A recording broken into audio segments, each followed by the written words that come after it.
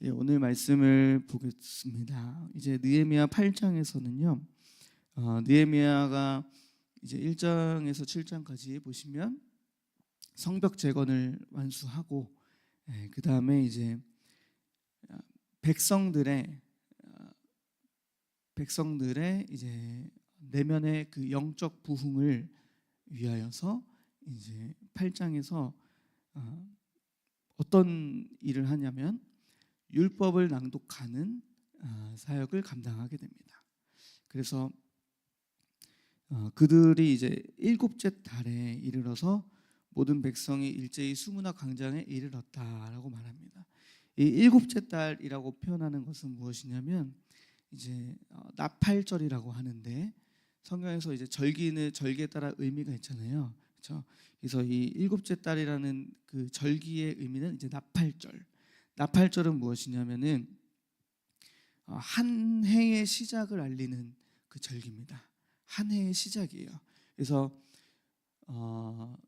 그 성력으로 이들 유대교의 력으로는 7월 1일이고 우리가 지금 현재 살고 있는 그 원력은 태양력이잖아요. 그 태양력으로 따지면은 9월에서 10월경으로 이제 볼 수가 있습니다. 그래서 유대인들이나 혹은 저기 유럽 쪽에 보면은 한 해의 시작이 9월부터 시작하거나 10월부터 이제 이렇게 시작을 하잖아요.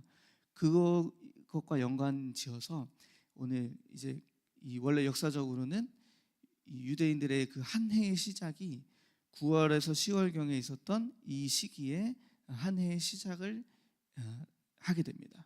그래서 이때 그 한 해의 시작을 할 때 나팔을 불면서 나팔을 부는 그 절기로 이제 그래서 이제 나팔절이 되었다라는 것을 이제 알 수 있고요. 이 나팔절의 어떤 이 의미를 좀 이게 파악을 하면은 오늘 이 말씀들이 조금 더 이해가 될 텐데요. 무엇이냐면 한 해의 시작을 알리면서 그 나팔을 불어서 어떻게 하냐면 대속죄일을 준비합니다. 그러니까 이 나팔절은 대속죄일 10일 전에 이 나팔절이 있고, 그다음에 10일 후에 대속죄일이 이렇게 있게 되어집니다. 그 다음에 이제 그 어간에 그 또 오늘 본문의 13절 이하에 나오는 초막을 지어라라고 하는 그 부분들이 나오듯이 이제 초막절이 나옵니다. 초막절. 그래서 이 나팔절의 그 규례 안에 초막절이 이제 함께 들어 있습니다. 그래서 이 한 해의 시작 가운데서 이 나팔절은 그 모세가 시내산에서 내려와서 두 번째 십계명을 받았을 때, 그때를 이제 대속죄일로 지정을 합니다. 유대교에서 그것을 이제 7월 1일로 이제 7월 10일을 대속죄일로 지정을 하는데, 그 10일 전 7월 1일을 이제 나팔절로 지정을 해서 이들이 한 해의 시작을 하나님의 은혜와 또 기쁨으로 이제 이렇게 시작을 하게 되는 절기가 바로 나팔절입니다.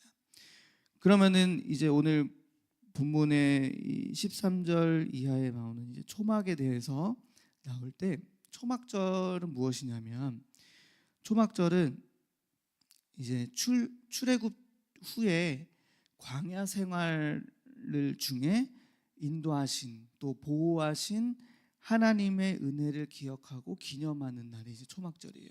그래서 그때 또 다른 것은 무엇이냐면 이제 이때가 가을이잖아요. 그럼 가을에는 무엇을 하죠? 추수를 하잖아요. 추수를 완료한 후에 추수를 마치면서 이제 하나님 앞에 이 추수에 대한 수확에 대한 감사와 기쁨을, 하나님께 은혜와 기쁨을 기념하는 그 절기가 바로 이제 초막절입니다. 그래서 이 초막절은 일주일 동안 지키고, 초막절 앞뒤로 성회가 있어요. 앞에 큰 모이는 성회, 그다음에 초막절을 지내고 여덟째 날, 오늘 마지막 전에 여덟째 날의 규례를 따라 성회를 열었느니라 그러죠.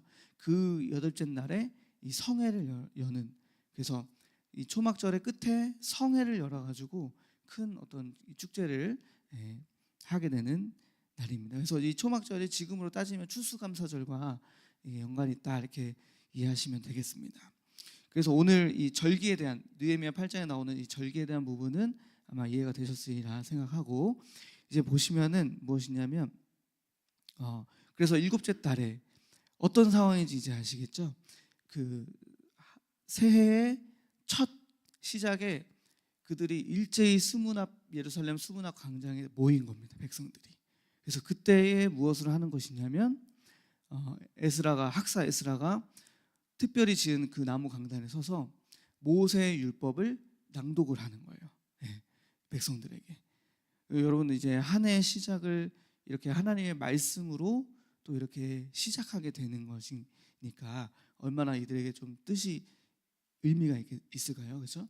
근데 오늘날도 이제 우리 삶 속에서도 이제 이렇게 시작을, 모든 것의 한 해의 시작, 그리고 하루의 시작, 그리고 또 뭐 첫 달의 시작, 우리가 첫 달의 시작을 월삭으로 새벽 예배로 이제 하나님 앞에 드리게 되잖아요.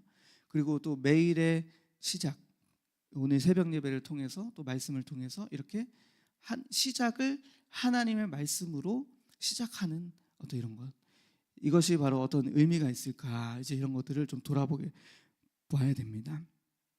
그래서 이제 그들이 율법을 낭독을 할 때 그들이 이제 가졌던 하나님의 말씀에 대한 그 태도가 우리가 좀 이제 묵상할 필요가 있는데, 책을 펼 때 그들이 일제히 자리에 서서 일어서서 그 율법을 듣습니다. 일어선다라는 것은 어떤 공경함, 존경, 경외함, 이제 이런 것들을 표현하는 거잖아요. 그래서 우리가 오늘날의 우리 시대에서는 이 하나님의 말씀이 너무나 쉽게 우리가 또 너무나 우리의 취향과 입맛대로 잘 들을 수 있는 말씀의 홍수의 시대잖아요. 유튜브에 내가 원하는 목사님의 설교 잘 들을 수 있고 이제 이렇게 되잖아요. 그런데 이때에서는 뭐 사실 어떤 성경이 있겠습니까? 이들이 제사장과 서기관들이 가르쳐주는 그 말씀에 따라서 그 말씀의 어떤 이런 갈급함과 또 이 말씀에 대한 권위가 살아있는 이런 시대에서 그들이 하나님의 말씀이 낭독되어질 때에 그들의 마음가짐과 태도가 공경과 경외함. 그래서 정말 이 하나님의 말씀이 오늘 나의 주인 되어 주셔서 이끌어 주시기를 원하시는 그 신앙의 고백으로 일어서는 거예요. 일어서서 그 말씀에 듣고 복종하는 심령으로. 그래서 오늘날도 우리 삶 속에서도 이러한 태도가 저와 여러분들에게 회복되어지는 시간이 되시기를 소망합니다. 오늘날 우리는 말씀을 들을 때 어떤 마음과 태도로 우리가 이 말씀을 들으며 읽으며 묵상하고 있는가, 이제 이런 부분들을 우리가 한번 되새겨 볼 필요가 있다라는 것입니다. 그래서 이 율법책을 낭독할 때, 근데 또 여기 보시면 이제 6절, 7절 이제 여기서 보시면은 레위 사람들이 나옵니다. 레위 사람들. 근데 이 레위 사람들이 하는 것은 무엇이냐면 에스라가 가운데서 율법을 낭독할 때 레위 사람들이 백성들 사이사이 지나다니면서 이 말씀을, 낭독되어지는 말씀을 해석해 주는 거예요. 뜻을 해석해서 깨닫게 해주는 거죠, 백성들에게. 오늘날도 비슷하지 않나요? 강단에서 이 메시지가 떨어지면은 우리 교구장님들이나 사역자님들께서 우리 연약한 성도님들에게 찾아가서 목장 예배를 드리시면서 또 말씀 1대1 사역을 하시면서 이 말씀을 강단 메시지의 뜻을 해석해 주시고, 그러면서 어떻게 하죠? 결국에는 이 뜻을 해석하는 이유가 뭘까요? 강단에서 들려오는 하나님의 말씀을 밝히 깨닫게 해주기 위하여서, 그것을 위해서 가잖아요. 근데 저도 이제 이것을 따라서 이제 묵상해 볼 때 저희가 이제 조심해야 할 것은 무엇이냐면, 우리 담임 목사님을 하나님께서 사자 목사님으로 우리의 그 인도하시는 그 목자로 이렇게 세워주셨는데, 여기에 우리의 어떤 내 경험과 지식과 이런 게 첨가되어서는 저는 좀 이게 조심할 필요가 있다. 물론 이제 간증, 이 말씀을 더 잘 풀이해주기 위한 나의 삶의 경험과 간증, 이런 건 좋지만 무엇이냐면 내 자의적 해석, 이런 것들이 좀 위험하거든요. 정확하게 이 말씀으로 확인되어지지 않는, 성경으로 확인되어지지 않는 나의 자의적 해석, 그리고 강단에서 흘려왔던 그 목사님을 통한, 사자 목사님을 통한 하나님께서 이 성령의 이 대연함이 아닌 어떤 나의 자의적 해석과 나의 뜻과 의가 들어간 어떤 이런 해석들을 우리가 굉장히 조심할 필요가 있다라는 것입니다. 왜냐하면 그 자체가 분열을 일으키게 되고 그것이 굉장히 또 파당을 일으킬 수 있는 위험 요소가 있습니다. 그래서 또 혹은 저는 이제 설교를 앞에서 이제 말씀을 설교를 하는 자니까 저의 시간표 속에서 제가 조심해야 될 것은 무엇이냐면 이런 거더라고요. 뭐냐면 고린도전서의 1장에 혹시 여러분들 기억하시는 말씀이 있으실 거예요. 고린도전서가 무엇 때문에 사도 바울이 편지를 했나요? 파당이 나눠지는 거, 그렇죠? 파당이 나눠지는 것 때문에 사도 바울이 편지를 했거든요, 사역을. 근데 그 파당에 나눠지는 가장 큰 원인이 뭐였냐면 수사학이었습니다. 수사학은 무엇이냐면 이 말하는 거예요. 말. 예를 들면 우리나라 따지면 이렇게 웅변. 그리고 좀 더 가까이 오면은 어떤 사람마다 또 목사님들마다 하는 어떤 설교법, 설교화법, 이제 이런 거 있잖아요. 이런 것들이 하나님의 복음의 말씀보다 주가 되어져 가지고 그 설교 화법이 좋으면 그 사람의 취향이 맞으면 그 사람을 따라가는 거예요, 고린도 교인들이. 그래서 뭐라고 하냐면 개바파, 아볼로파, 나는 개바파요, 나는 아볼로파요, 나는 바울파요, 나는 예수파라. 이렇게 나누는 게 바로 무엇이냐면 어떤 그 복음의 내용, 말씀의 내용에 따라 움직이는 것이 아니라 수사학, 말하는 거, 화법에 따라서 막 정말 말을 막 거창하게 이렇게 멋있게 잘할 수 있잖아요. 그 시대는 또 이제 그런 것들이 이제 수사학이 유행하던 시대였어요. 그래가지고 이제 그런 것들이 유행하니까 저 개발하는 저 사람의 어떤 수사학, 화법이, 설교법이 내 취향에 맞네. 그럼 나는 저 사람 따라야겠다. 저 사람이 나는 저 사람 파야. 또 어떤 사람은 아니야, 나는 아볼로라는 사람이 이렇게 정말 잘 설명하는 것 같아 하면서 나는 아볼로의 설교가 좋아. 그러면서 아볼로의 파를 나누면서 따라가는 거예요. 이제 이런 것들을 통해서 볼 때 저로서는 무엇을 조심해야 되냐? 바로 이런 거. 어떤 복음의 내용보다 정말 이 말씀의 사실화된 복음보다 어떤 스킬, 기술을 따르려고 하는 거, 그리고 어떤 뭔가 이제 설득력 있는 말로 인하여서 이것들을 전하려고 하는 이 부분들 속에서 앞에서는 인도자와 설교자는 이런 것에서 주의할 필요가 있다는 것입니다. 그래서 사도 바울이 이제 이런 거 이때 말한 것이 있습니다. 사도 바울이 고린도전서 1장에서 말하는 것이 그리스도께서 어찌 나뉘었느냐, 그리스도는 한 분인데 어찌 그리스도께서 나뉘었느냐, 이렇게 파가 나뉘는 것을 보면서 말한 거예요. 그래서 바울이 너희를 위하여 십자가에 못 박혔으며 바울의 이름으로 너희가 세례를 받았느냐, 이렇게 물어봅니다. 그 본질은 무엇이냐? 우리가 복음을 전하는 본질은 예수가 그리스도 되심을 전하는 것이고, 그 예수가 예수가 십자가에 못 박히셨고 부활하셨고, 예수의 이름으로 우리에게 세례를 베푸신 것이 복음의 본질인데, 그것을 따르지 않고 게바와 아볼로를 따르면 마치 그리스도가 나뉘은 것 같다, 이렇게 표현을 하는 겁니다. 그래서 사도 바울이 이렇게 고백합니다. 그리스도께서 사도 바울을 보내심은 세례를 베풀게 하려 하심이 아니라 오직 복음을 전하게 하려고 하심이로되. 그런데 더 중요한 뒤에 말의 지혜로 하지 아니함은 그리스도의 십자가가 헛되지 않게 하려 함이라, 이렇게 말합니다. 그러니까 결국 사도 바울은 나도 그렇게 유창하게 말할 수 있는 기술이 있다. 그러나 내가 그렇게 말의 지혜로 이 복음을 전하려 하지 않는 이유는 바로 무엇이냐면 예수 그리스도의 십자가가 그 말의 지혜로 말미암아 헛되이 되어질까 봐. 그래서 나는 이 복음의 진수만을 전한다, 이렇게 말하는 겁니다.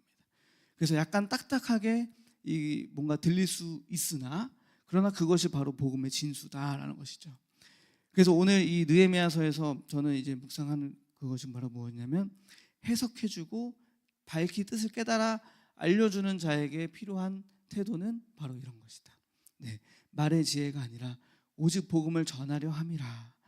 오직 그리스도의 십자가가 헛되지 않게 하려 함이라 라는 그 마음의 중심을 가지고 우리가 이 말씀을 깨닫도록 해석해 주어야 한다라는 것입니다. 그래서 이제 또 그 다음은 무엇이냐면 백성들이 이제 9절 이하에 보면은 백성들이 이제 깨달아졌어요. 그 레위인들의 사역에 따라서 이 말씀이 깨달아졌는데 이 낭독되어지는 말씀을 계속 들으니까 이 회개가 나오는 거예요. 그래서 막 통곡하면서 울게 되거든요. 근데 울게 되는데 그때에 학사 에스라와 레위인들이 말하는 것이 무엇이냐면 울지 말아라 이렇게 말해요. 네, 울지 말아라. 왜 울지 말아야 되냐면 여호와의 성일이다. 네, 그것은 무엇이냐면 나팔절의 의미를 올리는 거예요. 나팔절의 의미를. 나팔절의 의미는 슬퍼하고 또 이렇게 통곡하고가 아니라 기뻐하고 즐거워하는, 하나님의 은혜에 감사하고 기뻐하고 즐거워하는 이 뜻이 있기 때문에 그것을 더 앞세워서 이제 그 백성들에게 가르치는 거예요. 그럼 이제 우리가 여기서 또 묵상할 수 있는 것은 무엇이냐면 하나님의 말씀이 앞서야 한다는 거죠. 우리의 어떤 마음과 감정과 우리의 어떤 생각과 지식보다. 그래서 막 우리는 막 감동 받으면은 그냥 내 마음에 그냥 감동이 되면 막 울고 막 이러지만, 그러나 조금 더 명확하게 이 학사 에스라와 레위인들이 원했던 것은 무엇이냐면 우리의 이 감정과 마음과 우리의 이 생각 중심까지도 하나님의 말씀의 뜻에 맞추기를 원했던 그 에스라의 그 심정이 저는 여기서 이제 묵상이 되어집니다. 절기에 따라서 우리가 집중해야 될 것. 엊그제 수요 예배 때 이제 대림절의 이 1, 2, 3, 4주의 의미를 이제 목사님께서 강단 메시지 통해서 알려주셨잖아요. 1주에는 근신하라, 2주는 회개, 그렇죠? 3주는 뭐였죠? 기뻐하라. 4주는 이제 그 재림에 대한 것을 기억하는 그거였었는데, 그 절기에 따라서 이제 흘러가는 어떤 영성들이 있잖아요. 오늘 이 에스라와 레위인들이 이 백성들에게 너희들의 마음도 있어, 감정도 중요하지만 그러나 이 절기에 따르는 하나님의 뜻과 그 영성을 따라서 우리가 맞추어서 함께 가야 한다라고 하는 것이죠. 그래서 그 영성에, 그 흘러가는 영성에 우리의 뜻을 맞출 때 거기서 더 깊은 하나님의 말씀의 깨달음이 우리에게 오는 거예요, 우리 삶에. 그래서 그 영적 해석과 뜻이 우리의 삶을 이끌어가게 되는, 그게 무엇이죠? 우리의 마음과 중심을 하나님의 말씀과 뜻에 맞추어서 하나님이 원하시는 것에 발맞추어서 우리가 갈 수 있는 겁니다. 그래서 저는 이제 여기에서 또 우리의 삶에서 좀 이렇게 돌아다 보면은 바로 무엇이냐면, 이것이 조금 더 극단적으로 치우치게 되면 어떻게 되면, 하나님은 계속 항상 기뻐하라, 쉬지 말고 기도하고 범사에 감사하라 그랬는데 우리는 이것에, 이 말씀을 따르지 않고 그저 내 마음과 내 감정과 내 생각이 중요해. 그러니까 이제 내 감정을 따라 그냥. 근데 말씀은 약간 더 멀어져 있는 어떤 이제 이런 부분들을 우리가 좀 극단적으로 생각한다면 이제 이런 것이죠. 근데 그러나 말씀은 하나님께서는 항상 기뻐하고 쉬지 말고 기도하고, 또 나팔절에 하나님의 그 은혜를 기억하고 기뻐하라, 즐거워하라 라고 했던 그 의미는 다 벗어버리고 오직 나의 감정과 생각과 이것에만 따르는. 그래서 이게 결국 의미를 내자면 주권이 나에게 있는 거, 이것을 하나님의 말씀에 우리의 삶과 생각을, 주권을 내려놓기를 원하시는 그 하나님의 뜻을 묵상하게 됩니다. 그래서 10절에 보면은 이렇게 말합니다. 이날은 그 10절 말미에 보면 이날은 우리 주의 성일이니 근심하지 말라. 여호와로 인하여 기뻐하는 것이 너희의 힘이니라. 이렇게 말씀하십니다. 그러니까 이 날의 성일의 영성은 중요한 것은 무엇이냐면 여호와로 인하여 기뻐하는 것이 우리의 힘이 되는 것을 알게 되는 것이, 깨닫게 되는 것이 중요한 절기다라는 것이죠. 네. 그 의미를 모르고서는 이 절기를 그냥 지나가면 안 된다라는 것입니다. 그래서 우리 삶에서도 하나님의 이 말씀과 뜻에 맞추지 못하는 어떤 이런 부분들, 내 감정이 앞서고 내 또 마음과 생각이 앞서서 하나님의 말씀을 약간 뒷전에 있는 어떤 이런 주권의 변화가, 그리고 또 의미를 볼 때 이 말씀 속에서 벌어지는 이 하나님께서 끌고 가는, 우리를 이끌기 원하시는, 깨닫기를 원하시는 이 메시지, 레마라고 하죠. 이 깨달아지는 이 말씀이 로고스가 레마, 문자가 영의 말씀으로, 살아있는 말씀으로 내 안에 다가오는 거, 그것을 이제 하나님은 원하신다라는 것입니다. 그래서 이렇게 말씀을 에스라와 레위인들이 백성들에게 가르치고 있는 것을 보게 됩니다. 그 다음에 이제 13절 이하에 보면 어떤 것이 나오냐면은 그 이튿날 이 백성의 지도자들이 이제 에스라를 찾아갑니다. 찾아가는 이유가 뭐냐면은 이 율법의 말씀을 밝히 알고자 찾아갑니다. 그래서 이 어떤 이 율법에 기록된 것을 발견해냅니다. 그 발견해낸 것이 바로 무엇이냐면 초막절에 관한 내용이에요. 초막절. 그래서 그 초막절의 내용을 확인하고 초막절을 이제 지키게 됩니다. 그래서 이렇게 지도자는 항상 앞서서 뭔가 이 하나님의 말씀에 대하여 더 깊이 연구하고 더 깊이 밝히 알고자 애쓰고 노력하는 어떤 이런 모습 속에서 백성들을 더 깊은 영성으로 이끌어갈 수 있다라는 것을 이제 저는 이제 묵상을 하게 됩니다. 다시 말하면 제가 중등부 사역을 하잖아요. 그럼 중등부 사역 가운데 아이들에게 이제 이런 말씀들을 밝히 깨닫고 알게 해줄 때 제가 말씀을 아는 수준만큼 우리 아이들이 아는 거죠. 그래서 우리 뭐 목장 또 교구 이렇게 계시잖아요. 그러면 이제 리더자의 수준만큼 이들이 목원들이 있는 거죠. 말씀을. 그래서 리더 앞에서 인도하시는 우리 리더분은 더욱더 이 말씀을 깊이 알고자, 연구하고자, 더 밝히 알고 싶어서 이 갈급한 마음, 그리고 영혼들을 더 하나님과 친밀한 관계로 이끌고 싶은 이런 마음을, 사모하는 마음을 저와 여러분들이 오늘 이 시간 회복하는 시간 되어서 정말 이 말씀에 창념하는 시간이 되어지기를 간절히 소망합니다. 그래서 이런 것들을 쭉 우리가 볼 때, 그래서 결국에는 이들이 초막절에 대한 규례를 찾아내서, 초막절에 대한 규례가 두 가지입니다. 뭐냐면 초막을 지어라. 그리고 이 초막을 짓기 위하여서 어떻게 하죠? 초막에 지내라. 그리고 그 초막에 지내기 위하여서는 초막을 지어야겠죠. 그래서 이 지도자들이 그것을 알아서 초막을 짓고 백성들이 초막에 지낼 수 있도록 이 절기를, 초막절을 온전히 지킬 수 있도록 순종의 길로 이끌어냅니다. 그래서 이같이 행한 일이 어디서부터 없었냐면 눈의 아들 여호수아 때로부터, 엄청난 역사 시간이거든요.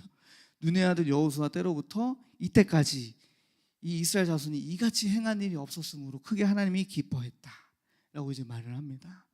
그래서 얼마나 이 말씀에 대하여 이 이스라엘 백성들이 무지했었는가.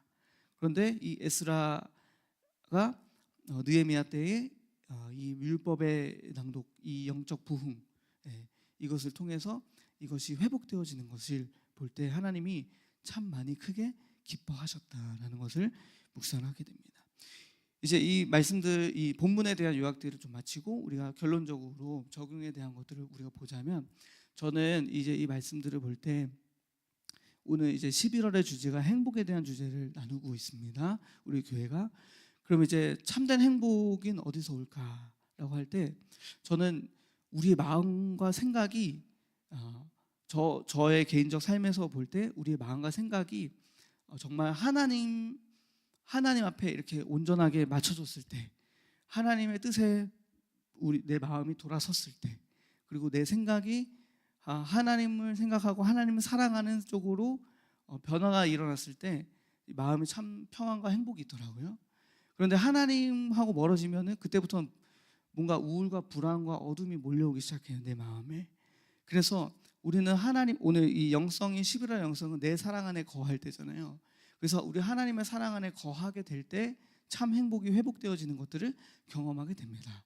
그럼 바로 무엇이냐면은 오늘 이 내 마음과 생각이 하나님 앞에 맞춰지는 이 개혁의 중요한 요인이 바로 무엇이냐면 말씀이다라는 거예요. 말씀. 근데 이 말씀이 어떻게 되어지냐? 말씀이 내 마음에 또 내 생각에 회복이 일어날 때, 다시 말하면 오늘 본문에서 요약하였던 말씀대로 쭉 가자면 말씀에 대한 권위를 우리 삶 속에서 회복할 때, 예.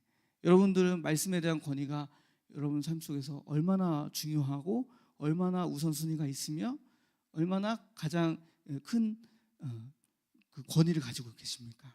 예. 말씀이 아닌 다른 권위를 가지고 있다면 이 말씀이 가장 높은 권위로, 기초가 되는 권위로, 가장 우선순위가 되는 권위로 회복되어야 될 줄을 믿습니다.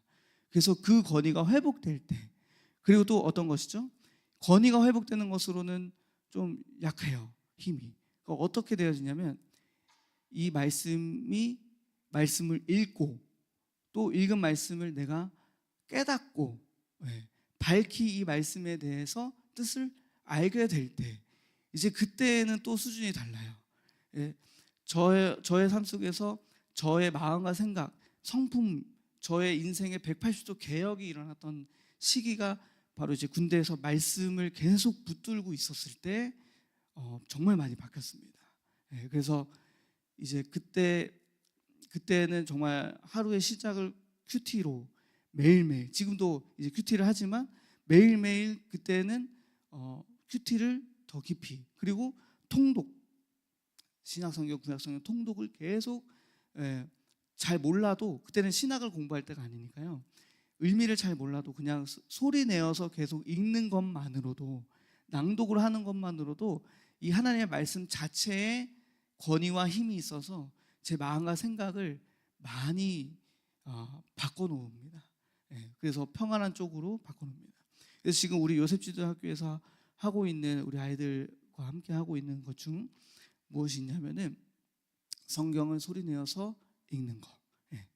그래서 지금 1월 달에 필리핀 선교가 예정되어져 있는데 그 선교팀의 미션이 있습니다. 뭐냐면 매일매일 정해진 성경 구절장을 소리내어서 읽고 그것을 녹음해서 올리는 거예요, 단톡방에. 그래서 아이들이 이제 하는 친구들이 있는데 굉장히 은혜스러워요.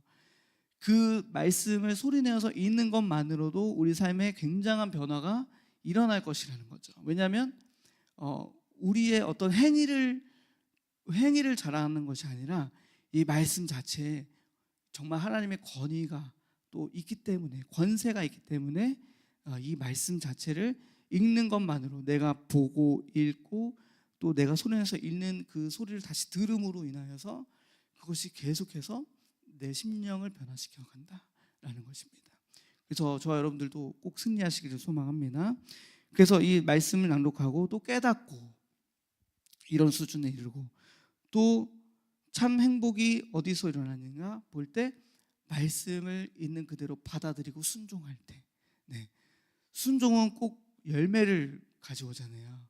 순종은 열매가 반드시 있습니다. 하나님의 말씀에 순종할 때 열매가 옵니다. 그것은 뭐 눈에 보이는 열매일 수도 있고 보이지 않는 것일 수도 있습니다. 제가 하나님의 말씀을 읽고 낭독하고 통독하고 묵상하고 연구하고 또 그대로 행하려고 했던 그 순종함 속에서 어떤 열매가 오냐면 제 성품이 그리스도의 성품으로 조금씩 변화되는 그 자체가 열매잖아요. 그렇게 변화되어지고 온유와 겸손이 성취가 되어지고 제 삶에서 또 하나님과 화평의 열매가 이루어지고 또 이웃 간의 화평의 열매가 이루어지고 성령의 9가지 열매가 제 삶 속에서 이렇게 일어나게 되는 것을 보게 됩니다. 그래서 이 순종은 반드시 열매를 가져오게 됩니다. 그래서 여러분들이 반드시 기억하실 것은 말씀의 권위를 내 삶 속에 세우고, 그리고 말씀을 읽고 깨달음 속에서 수준에서도 또 내 마음과 심령에 그 은혜를 여러분들이 반드시 기억하시길 소망하고, 그리고 또 그 힘이 생기면 순종할 수 있는 힘도 성령께서 주십니다. 말씀이 계속 내 안에 쌓이면 순종할 수 있는 힘도 하나님이 주세요. 그리고 저 기도해야겠죠. 이 말씀을 가지고 하나님께서 힘 달라고. 그러면 그때 이제 기도할 때에 성령이 주시는 힘으로 말미암아 순종해 갈 때 반드시 하나님이 주시는 열매가 우리 삶 속에서 성취되기를 간절히 소망합니다. 여러분의 삶에 지금 뭔가 행복함, 기쁨과 즐거움이 없다면은 바로 지금 이 하나님께서 우리에게 말씀하시는 것은 말씀의 권위를 회복해라, 말씀을 깨달아라, 연구해라, 그리고 말씀에 순종해라. 여호와로 인하여 기뻐하는 것이 너희의 힘이니라. 이렇게 하나님이 오늘 저와 여러분들에게 말씀하고 계실 줄로 믿습니다. 반드시 승리하여서 하나님이 주시는 힘으로 여러분들이 기쁨을 회복할 수 있는, 행복을 회복할 수 있는 저와 여러분 되시기를 간절히 소망합니다. 기도하겠습니다. 하나님 감사합니다. 오늘 하나님께서 여호와를 기뻐하는 것이 너희의 힘이니라 말씀하셨습니다. 약속된 하나님의 말씀을 들고 이것이 참된 귀한 말씀임을 깊이 깨달아서 우리는 이 말씀이 참 복인데 이 말씀을 저버리고 우리의 생각과 우리의 경험과 우리의 감정을 따라갔던 우리의 못난 모습들을 회개합니다. 하나님, 우리의 모습들을 회개하고 오직 이 시간 하나님의 말씀을 따라 나아갈 수 있는 힘을 우리에게 부어 주시옵소서. 권위를 회복하게 주시옵소서. 말씀을 읽고 깨달을 수 있는 힘을 부어 주시옵소서. 그 힘으로, 성령께서 주시는 힘으로 순종할 수 있는 힘도 우리에게 부어 주시옵소서. 그때 순종의 열매가 우리에게 나타날 줄로 믿사오니 주께서 역사하여 주시옵소서. 모든 것 감사드리며 예수 그리스도의 이름으로 기도드립니다. 아멘.